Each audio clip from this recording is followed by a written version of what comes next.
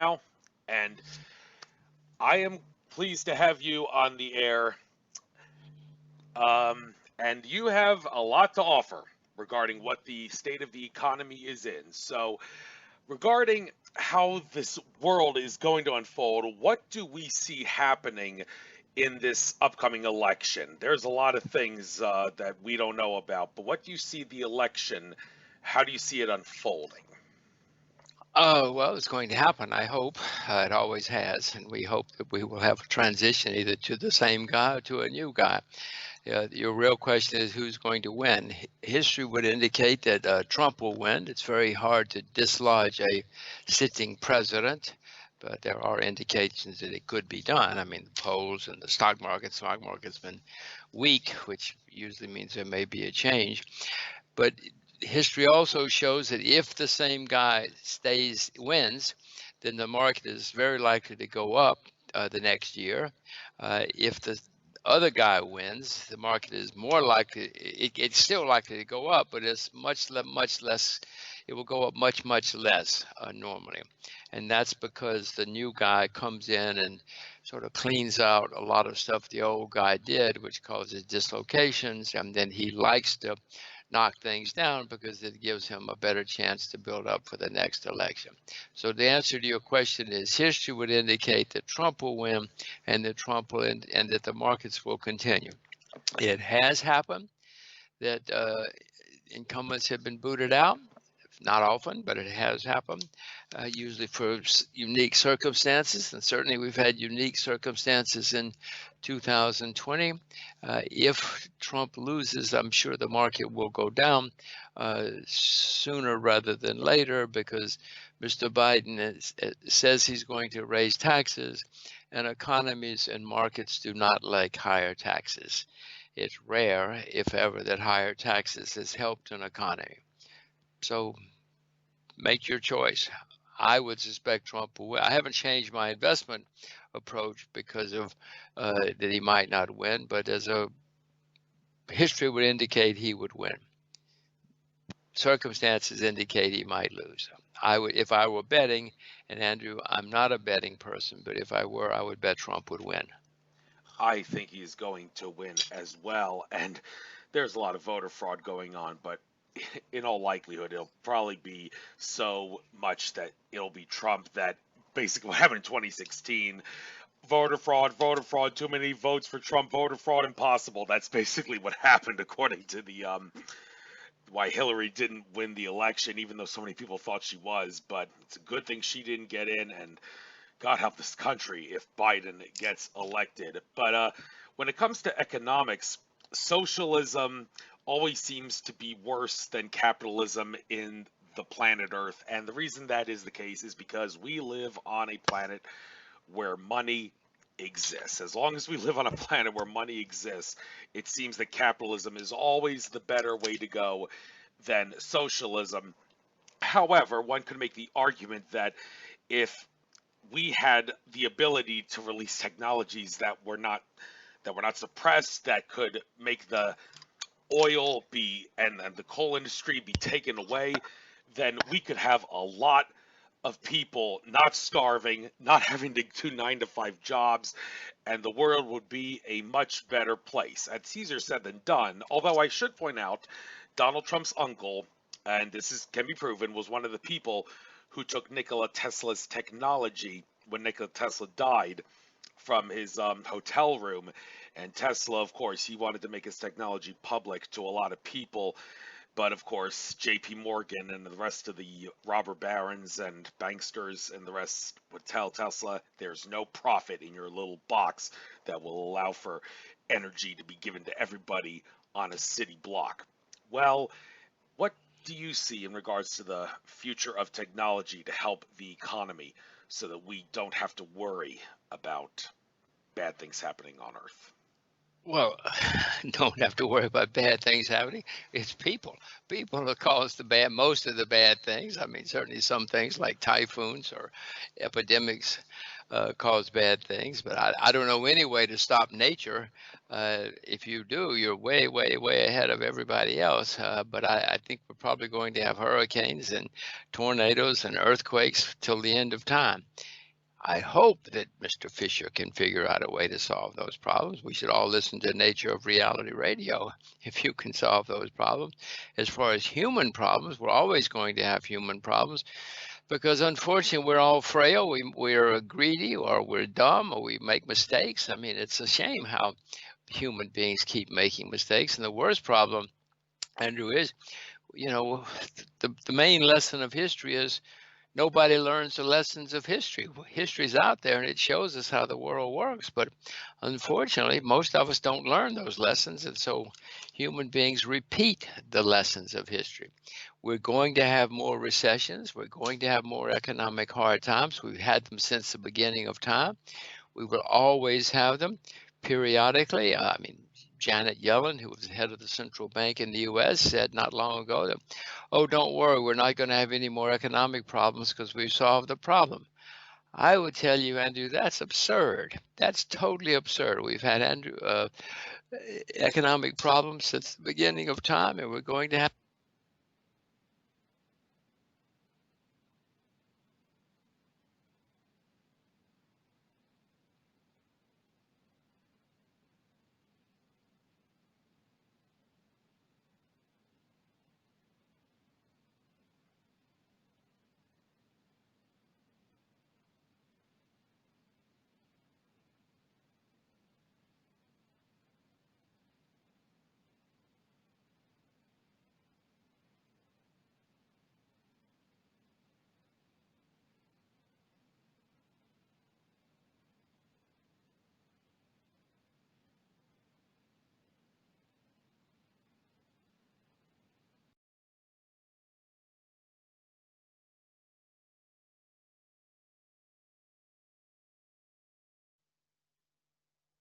Hello?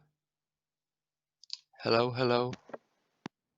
Are you there? Yes, I am there. I am here, and I lost connection with you. I noticed, and it seems to be a And problem with the Mercury retrograde glitch. Like I said, these things are gonna do you know happen. how far back do we need to start completely over? Oh, no, no, no, no. It was, I believe it was talking about how the recessions are going to happen. And then, yeah, so recessions are going to happen. And then it was at that point Right. when, And I was going into technology, which was your question. All yeah, right. the So you ready? technology. Yes, let's go. Try this again. Technology has made changes and improvements in the world for thousands of years, hundreds of years. You know, the clipper ship, the railroad, electricity, radio, TV, the internet, the computer. Coming up, of course, is blockchain and artificial intelligence. Blockchain is going to change everything we know. It's going to be fabulous for all of us. It's going to put a lot of people out of business, out of jobs. A lot of people are going to lose their jobs because of blockchain. But Andrew, electricity caused a lot of people to lose their jobs too. We're not going to get rid of electricity, and because on balance, electricity caused more people to gain jobs than lose jobs. So yeah, there's new technology coming, which is going to make us better. Uh, we will have problems along the way, but the world's going to get better. That doesn't mean we won't have economic problems coming up, but technology problems will be less and less. Right. And regarding investing in cryptocurrency, I hear lots pros and cons and upsides and downsides regarding cryptocurrency. And the common argument I hear is that it's not really good for as a medium of exchange, and it has to do with the router regarding Bitcoin. And is that really true with all cryptocurrencies? And if that's the case, then does it mean that you should rather use a medium of exchange, um, save it like you would gold and silver? What's your take on cryptocurrencies and the issue of the router making it a bad medium of exchange? Well, a good medium of exchange, you want to have stable value, and I don't know of any cryptocurrencies which have had stable value. They fluctuate a lot, and if you are a merchant or a manufacturer of something, you don't want to, unless you know what you're doing, can speculate and get the right moves. You want something. If somebody says, "Listen, this cost you $1,000," you want $1,000. It's worth $1,000. You don't want something that might be worth $700 or even $1,300 the next week, because you cannot do business that way. So the best mediums of exchange have been things that have been somewhat stable, and cryptocurrencies have not been stable. Many of them have disappeared, Andrew. Already hundreds have disappeared, as you probably know. And if you're a merchant, you certainly don't want to accept something that's going to totally disappear, much less lose 100% of its value. So cryptocurrencies have been around, but as far as money or mediums of exchange, they have not been terribly successful yet. A lot of people trading them, a lot of people making money and having fun. My view is, well, you ask about the router too. Of course, with any money, you want it to be there, whether there's a storm or a war or anything else. But if the internet closes down, you're not going to have much money if you have no internet, whether we like it or not. Government, back to, but the other point, my point about cryptocurrencies is that if they're successful, governments will close them down, because governments do not like competition. They want to control money, and that's the most important monopoly they have. Whether, again, and I don't like it, but it's a fact. All governments around the world, Andrew, now working on crypto money, internet money, call it what you will. The U.S. is. In China, it's already happened. In China, you cannot take a taxi with money. You cannot buy ice cream with money. I've tried. You got to have your internet money, your crypto money, call it what you will. You have to give them your phone if you want to take a taxi. I mean, you have to put your phone on the spot. So yes, electronic money is coming, internet money is coming, crypto money is coming. It's already here in some places, but it's going to be government money if it's money, because governments will just make it illegal to use anything else if crypto money turns out to be successful. Now, the crypto people will say, yeah, but we're smarter than the government, and they are. Of course they are, Andrew, but the government's got the guns. And if the government says it's illegal to use crypto money as money, I, anyway, am not going to use crypto money as money. They want to keep their money as money, and they will. And I don't like that, but I know who has the guns. Yes, and it is an interesting fact that Donald Trump recently took down presidential portraits of one of the George Bushes and also Bill Clinton, and he replaced it with William McKinley's portrait and Theodore Roosevelt. Teddy Roosevelt, love him, hate him. A lot of the national park stuff, it seemed like a good thing, but it stepped out of the bounds of what government actually has authority to do. Was kind of imperialism on a domestic level, although he was Teddy Roosevelt wanted to be a good guy, but William McKinley, the thing about him, he got America on the gold standard. And Donald Trump did say there are some articles out there that I've read that Donald Trump supports the idea of a gold standard. And Mike Maloney, who runs goldsilver.com, he did a fascinating presentation not that long ago where he showed how the world has changed since 1971, when the dollar's convertibility to gold was severed entirely.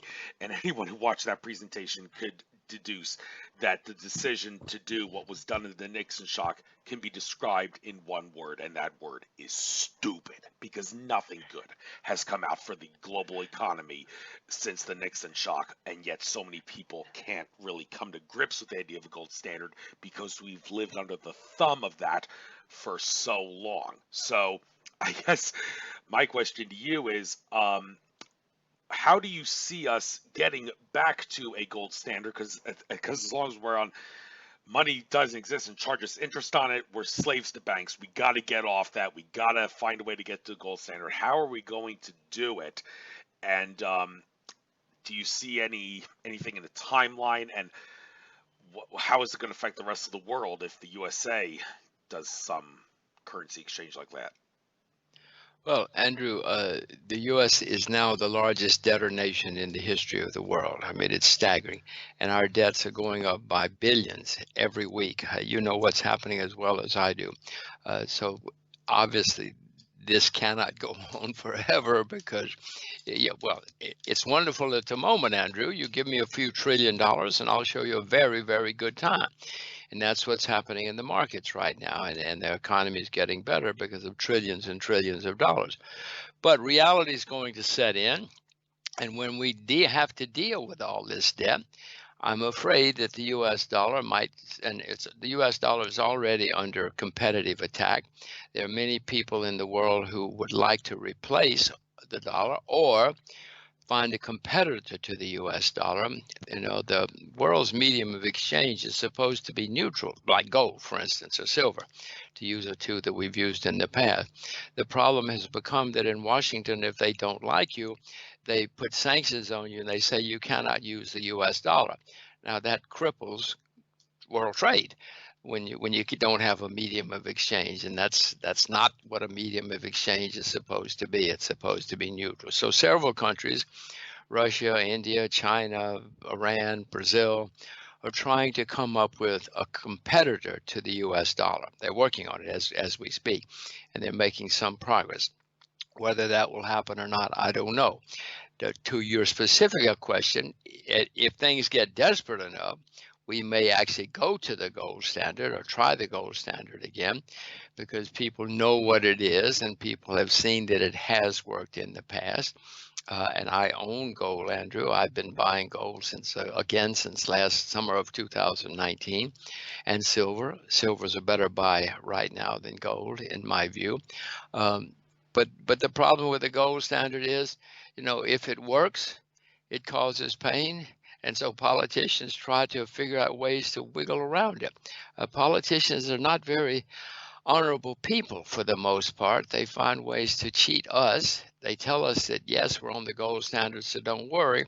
But then they start fudging and changing things. And the gold standard loses its credibility, and then people go off the gold standard again.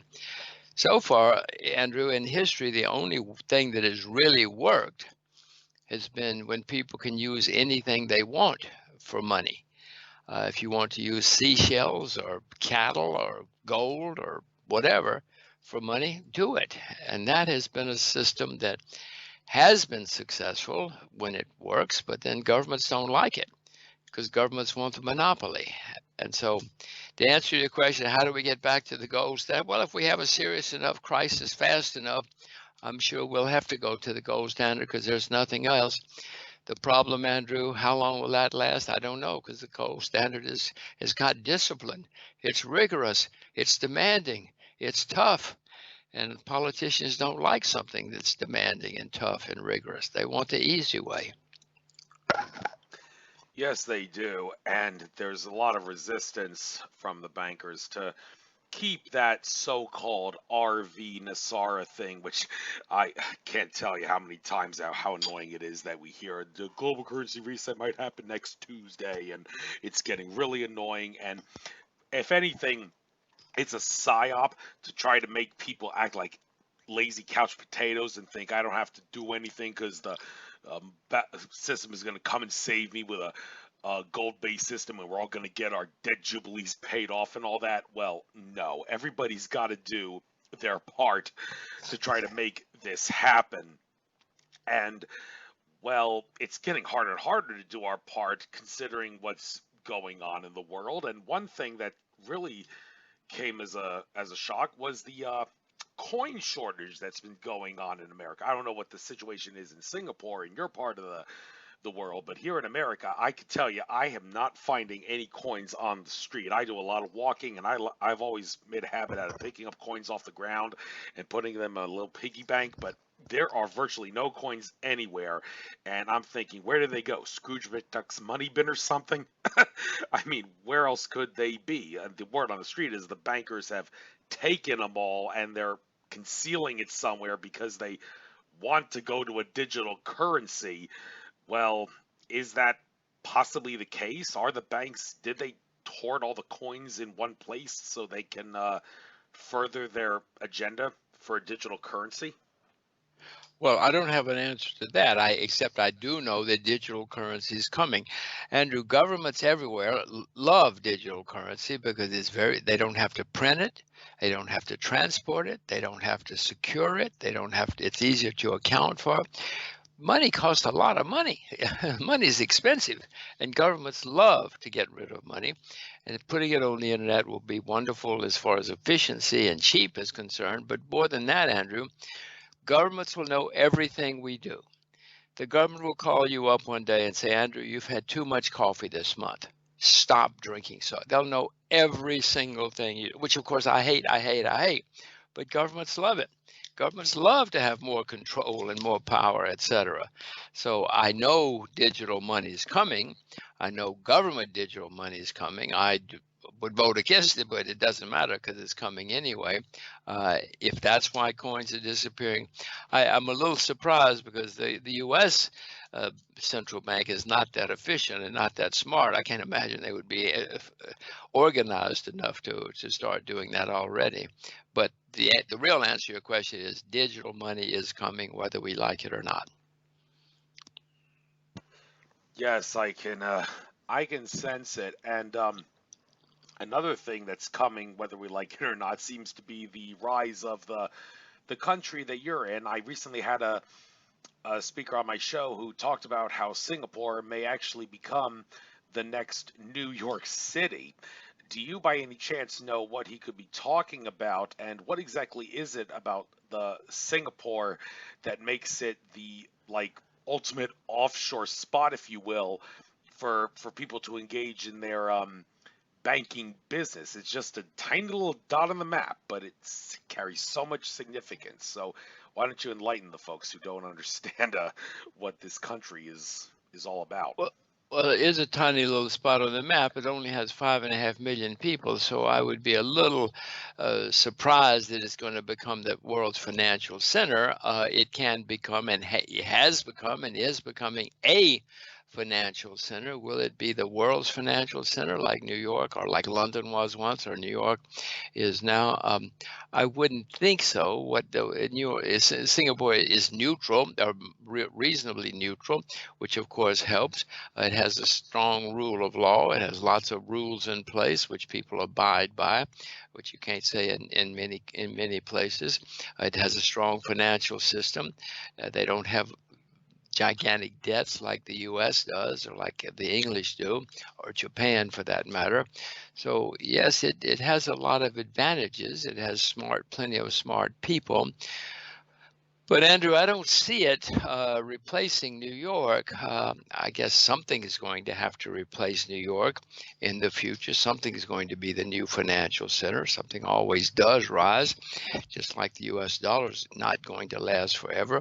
We've had many international currencies, reserve currencies throughout history, but none of them have lasted very long. I mean, 100 years, 150 years, and then they move on to something else.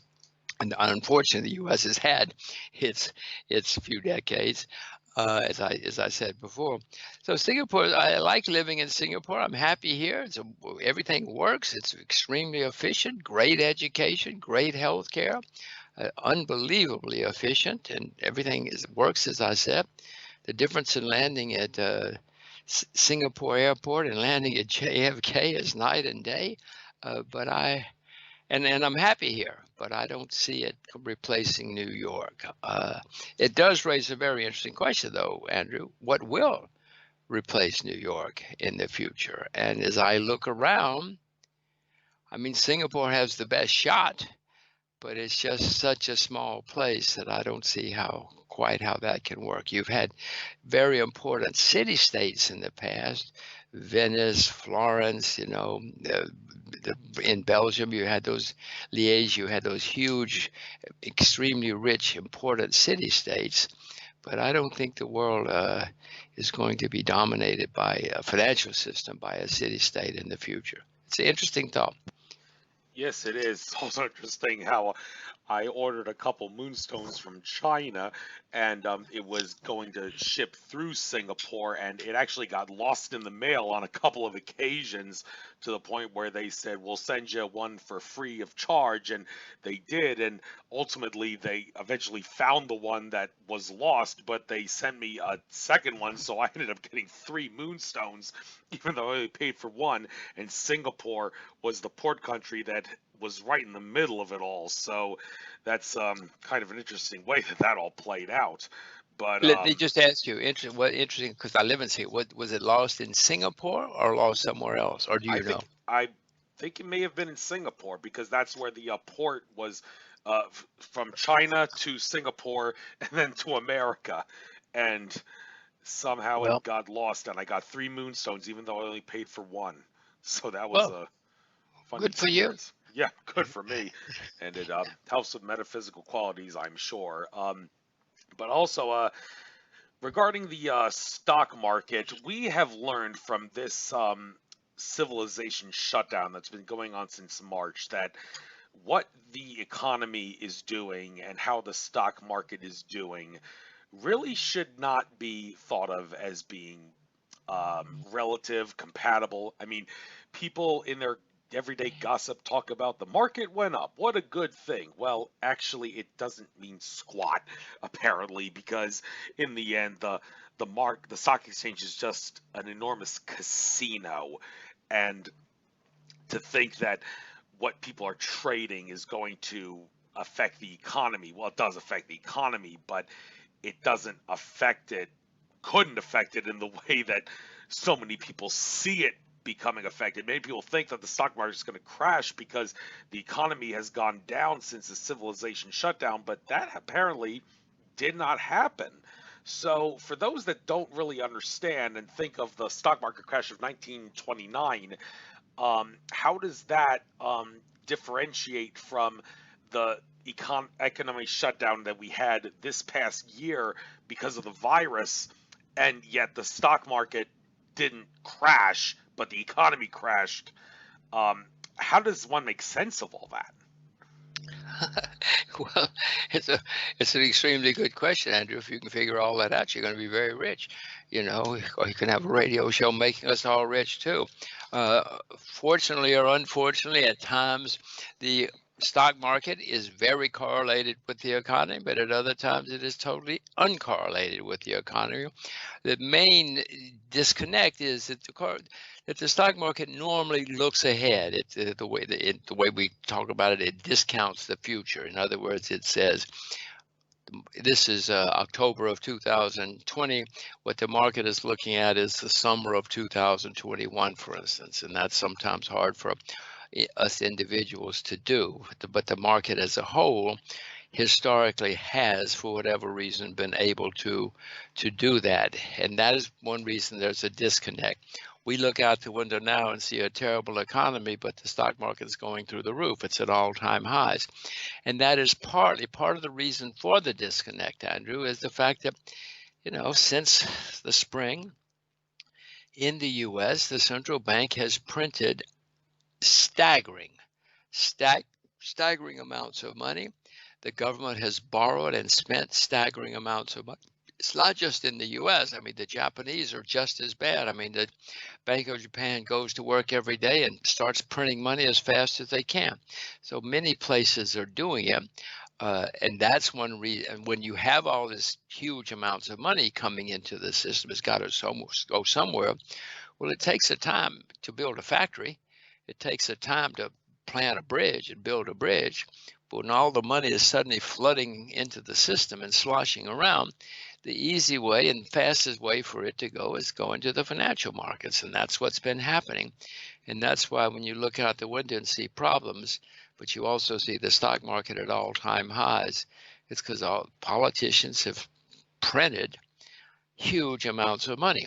Now, Andrew, if you ask me, it's not good. It's great now. Everybody's very happy right now. We have an election, which people are trying to get reelected, and that's their business. That's what they're paid to do. It's not good, but that's what they're paid to do.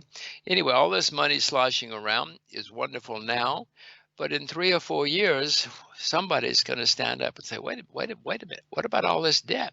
Where'd all this debt come from? How are we going to pay this debt? So being young in America is not great in 2020. It's better to be old than to be young in the U.S. because this debt burden is going to be crushing in future years. And I certainly don't like saying it, Andrew. I mean, I'm an American, I have kids, etc., but I have to face facts. I have to face facts too, and I try to get out a lot of facts to try to make sense of everything, but don't worry about your difficulties understanding the nature of reality. I can assure you that my difficulties are still greater, and that's why I'm the host of a show called Nature of Reality Radio. And one thing that nobody seems to understand is the infamous derivatives market. And when you look at the sheets of what derivatives are, you see that it's all like one great big heap of garbage that what is it? Well, Winston Shrout, when I had him on the show, he tried to make sense of what a derivative is in a more meaningful way by saying that a derivative is anything that takes harmony out of zero, and what he meant by that is everything that exists in the economy has value, and then there's money that can buy everything that has value, and if you were to exchange them all, they would cancel out and equal zero. But when you get a derivative involved, there's a change, there's betting, there's something other than zero. But then again, even that's kind of complicated, and I wish Winston Strout luck. He's probably in a holding cell, almost on his deathbed, probably. Poor guy. But anyhow, do you see something happening with the derivatives market? Because the idea that all this reckless gambling is affecting our lives, it's ridiculous, and something has to be done about it. But yet, should we worry about it or should we not worry about it? And what can be done about it? And how does one make sense of what a derivative is? Do you have anything to say about that? Well, one thing to make sense of is to listen, as you say, to Nature of Reality Radio. That's why we're here. You're going to tell us. You're going to teach us. Should we be worried? Andrew, yes. I said before, the amount of debt that is built up has never happened in recorded history. And certainly not in the U.S., but not just the U.S., England, Japan. I mean, there are countries out there that have just printed and spent and borrowed unbelievable amounts of money, certainly in the last year, but over the past 20 years too. But over the past year, it has never happened in recorded history, Andrew. And should people be worried? Yes, listen to Nature of Reality Radio and find out what's going on. And then once you know what's going on, you will be worried. But Andrew, once you're worried, you will start trying to figure out a way to prepare, because I will say to you, this is going to end very badly. You may remember in 2008, we had a big problem all over the world, financial and economic problem, and that was because of too much debt. Andrew, since 2008, the debt everywhere has skyrocketed. Even China has debt now. Well, 20 years ago, China didn't have any debt. Nobody would lend money to the communists. But now even China has a lot of debt. Russia, countries which had no debt before are beginning to build up debt. So you should be extremely worried. Once you figure out all of this, I so told you, 2008 was a problem because of debt. Andrew, the next problem is going to be the worst in my lifetime. And I'm older than you, so it's going to be the worst in your lifetime too, because this debt burden has never, ever happened in recorded history. Be worried. Be worried, but how do we go about dealing with it? I was at a conference once where I talked about how we could possibly manage this currency reset, and think of it as a currency reset, not an economic collapse. Try to be positive about it. And I said, is it possible that the best way to go about this would be to, when the currency reset is going to happen, you can max out all your credit cards to buy as much gold and silver as possible on those credit cards. And then when you get all the gold and silver from those credit card purchases, you don't have to pay any of the debt back because when we have a currency reset, there's supposed to be a debt jubilee, and then everybody's karma will all be paid off with the push of a button. And, when I said that, everybody at the conference erupted into thunderous applause. But now that I look back on that, I'm thinking that's not really a good idea from a metaphysical standpoint anyway. I have reason to believe that the credit card, for all intents and purposes, is God's way of determining how well you can manage your karma.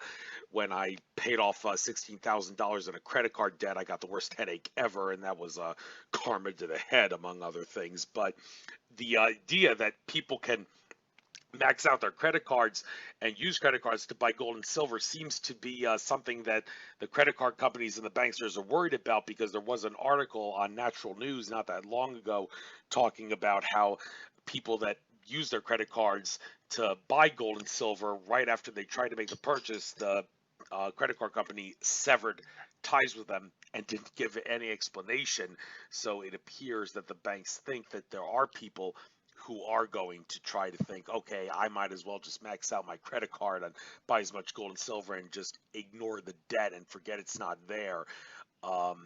Is that what is going on in some regards? And do you, by any chance, agree with me that it's not a good idea to do that from a karma standpoint, to max out your credit card to get all that? Andrew, if it's going to happen, would you please announce it the week before so I can get down to the shop quickly? I will listen very carefully to Nature of Reality Radio.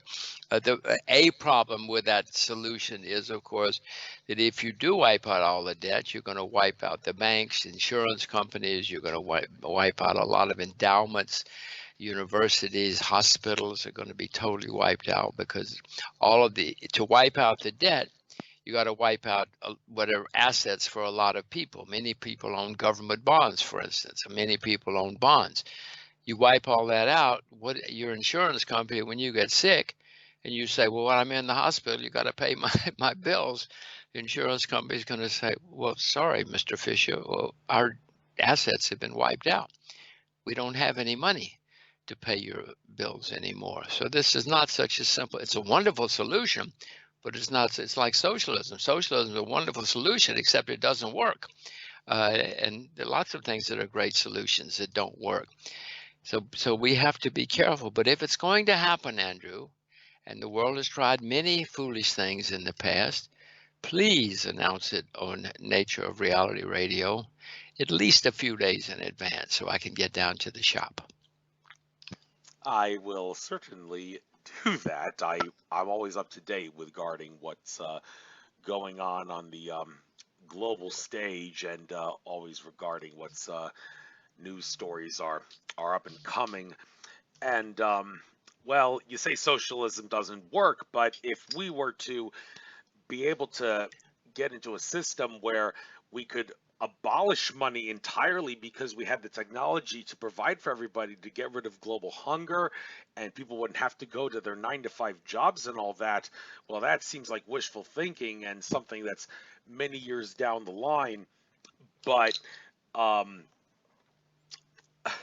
is it worth thinking about that, or do you want to just work with what you got? I'd rather not work with what you got, because I think I'm on this earth to help humanity in the future. Well, Andrew, people for thousands of years have been trying to figure out a way to sort all this out. Philosophers, generals, politicians, religious people, many people have tried to, economists, many people have tried to sort this out. So far, nobody has come up with a solution.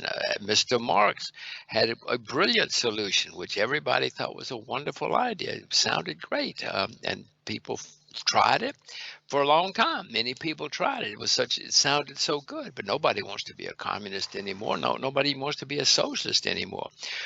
For better or for worse, we have not come up with a solution yet. If you have, by the way, there is now another easy answer, and whenever there are tragedies or crises, people look for whatever easy answer happens to be around. At the moment, there's something called MMT, more money today, and the people say, well, all we have to do is just print the money and spend it, and everything is fine. We don't have to borrow. We just keep printing, and everybody's happy. And Andrew, I'm afraid people might even try it in the next crisis. The problem is, it's a wonderful, easy solution, but in the end, first of all, somebody has to produce real goods, and second, the value of money declines and depreciates if you print too much of it. But it sounds so good, Andrew, just like Mr. Marx.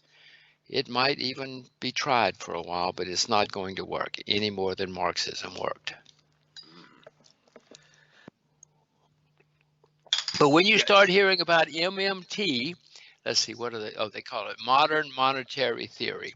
When you hear about MMT, listen, because it may well be tried for a while. It's going to lead to more problems eventually, but it may be tried, just like Marxism was tried. Yes, communism can't really work as a system. Everything works out better when there's incentive to take care of it. With private property, people have incentive to take care of it. If everybody owns it, nobody owns it, because the people that don't know how to take care of it aren't going to be able to take care of it, and then the government gets involved and all hell breaks loose. But regarding, let's talk about investing for a moment. For those that want to get in the Wall Street casino and invest in things, when it comes to stocks versus the precious metals, what is the benefits, pros and cons, to buying the actual precious metal, gold and silver, versus buying the stocks that are mining stocks for the gold and silver? Well, first, if you know a lot about a stock or stocks, then you will make a huge amount of money. If you know a company which is going to discover gold in Berlin, Andrew, you should buy all the stock you can, because the stock will go up by huge amounts, multiple amounts, because you have found the gold mine, the mother lode, if you will. However, you may remember that Mark Twain said the definition of a gold mine is a hole in the ground with a liar at the top. There are hundreds, probably thousands of gold mines in the world. So you got to get the right one at the right time, or you're going to lose a lot of money. And the reason Mark Twain said that, by the way, is because he lost a lot of money in gold mines. So you must be very careful unless you know exactly what you're doing. So the advantage is, yes, but you must have the right one at the right time, or you'll lose everything. Buying gold itself, well, if there's a crisis and you go down to the shop to buy bread, you're not going to be able to buy much bread with a gold mining shares or even a block of gold bullion, because first of all, the guy's not going to know if it's gold, real gold or not, and he can't make change. So you might consider having some gold and silver coins in case of a huge emergency, because we certainly have had emergencies in the past. We will have them in the future. So I, anyway, have some gold and silver coins in case I have to go down to buy some bread. I have also been buying a lot of gold and silver, and I've been buying a lot of sterling silver jewelry of many different varieties and trinkets and such, and I feel that from a spiritual standpoint, it's helped me pretty well, although sometimes the hoarding addiction can get the better of you, and I need to know when to draw the line with that. But when we decide what it's worth, and this is an interesting question. When I had David Morgan, the Silver Guru, on the show just 2 days before the Silvergate, by the way, interesting synchronicity, cosmically speaking, we talked about how when it comes down to it, gold and silver are worth only what we as a species decide that it's worth. So how does one make sense of that? And when you complicate the issue by getting other precious metals like copper, palladium, rhodium, palladium, and platinum. I remember when platinum used to be more valuable than gold, and recently that changed. All of a sudden, gold's now more valuable than platinum. How did that happen? And how do we make sense of deciding what metals are precious and which ones are worth what they're worth? And how do we decide what it's worth? Well, first of all, Andrew, it is exactly right that gold and silver is worth we being the world, we being the people, think it's worth. But that's true of anything. That's true of your house. That's true of, the Los Angeles Dodgers. It's true of every single thing out there in the world. It's what we decide collectively something is worth, and that's what we will pay for it, and that's what it's worth, whether we like it or not. And as far as the fluctuation in prices, that's one of the great things about being alive. Things change, which is why it's always interesting. If nothing ever changed, I'm not sure, well, we'd have a simple life. I'm not sure how interesting our lives would be if nothing ever changed. But that's one of the beauties to me of life, and certainly of markets, but not just markets. So how do we know? I wish I knew. I wish even Nature of Reality Radio could tell us. But I don't think even you know what the value of silver is going to be 5 years from now. I think it's going to be higher, but I don't know that for sure, and I certainly cannot tell you how much higher it's going to be in 5 years. The problem is that's why life is interesting, but it's also why life is difficult. I wish there were a simple answer.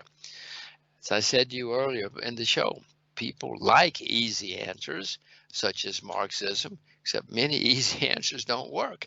Many complicated answers don't work. I wish I could tell you the value of platinum next year or palladium next year. I think they're going to be higher, but what do I know? Right, we don't know. And seeing how these bankers can manipulate it and get nothing more than a $1 billion fine, which is just a slap on the wrist because they're too big to fail, too big to jail. It drives you crazy. How can you not drive you crazy to hear that excuse being given out all the time? I mean, the fact that we are using that excuse, they're too big to fail, shows that we've screwed up. And, well, maybe we need a nice kick in the pants. Maybe we need to have the house of cards come crashing down, and we need to go through the trials and the tribulations of what would happen in economic collapse so that we learn from our mistakes and realize this was not the best way to go. But there seems to be the word on the street. I don't know if you've heard anything from insiders and all, but there are those who say that behind the scenes, there's a lot of people that are getting arrested. There's mass arrest, catch and release arrest, people snitching on others in regards to the powers that be and all that. And sooner rather than later is what I want it to be. But do you have anything to say regarding how these too big to fail entities, they are actually going to fail at some point because there really is something going on behind the scenes? Have you heard anything from sources out there? Well, I don't need to hear anything from behind the scenes or from the public. I mean, radio or TV. I know that many financial institutions have been getting overextended. I know that debt has been building up, and I know that from history that this always leads to failures. Even people who think they cannot fail or will not fail, historically, somebody fails. They go too far. They get overconfident. They get overextended. I mean, history's human nature. Andrew, you know human nature better than most of us. Of course, people are going to make mistakes. I mean, in 1931, one of the most important banks in the world failed and it just accelerated the Great Depression. Nobody ever conceived that that bank could fail, and yet it did. And that will happen again. I mean, you remember Lehman Brothers in 2008. Lehman Brothers has been around over 150 years. A huge, successful, permanent financial institution in New York. Failed after over 150 years. We had something called what was it? The other one that Bear Stearns. Bear Stearns been around 80 or 90 years. Bear Stearns was a very important, successful financial institution in New York. In 2008, failed. Inconceivable, Andrew. Inconceivable that Bear Stearns could fail. Well, it did. There are lots of smart people there, failed. So don't think it can't happen. It can happen. There's no such thing as too big to fail. There are things that people hope are too big to fail, and maybe they'll even bail out some of them, but eventually, the more you bail them out, the more overextended somebody has to get, because there's no free lunch. Not even Mr. Marx has a free lunch. Yeah, it's easy for me to say. I gotta admit it.